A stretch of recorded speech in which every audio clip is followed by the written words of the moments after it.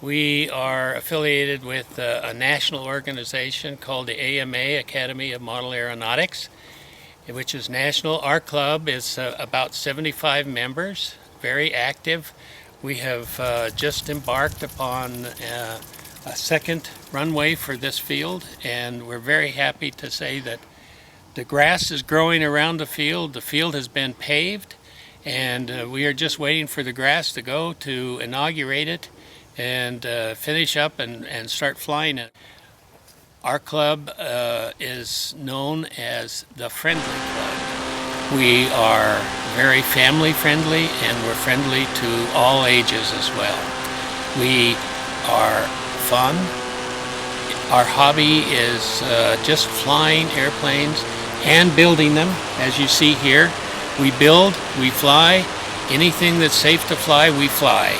And we're anything from just recreational park flyers all the way up to 1/3 scale airplanes with 10 horsepower, 7 horsepower engines. And we all are dedicated to just enjoying the hobby and enjoying the out of doors. And today is especially beautiful, as you can see. No wind. We love it.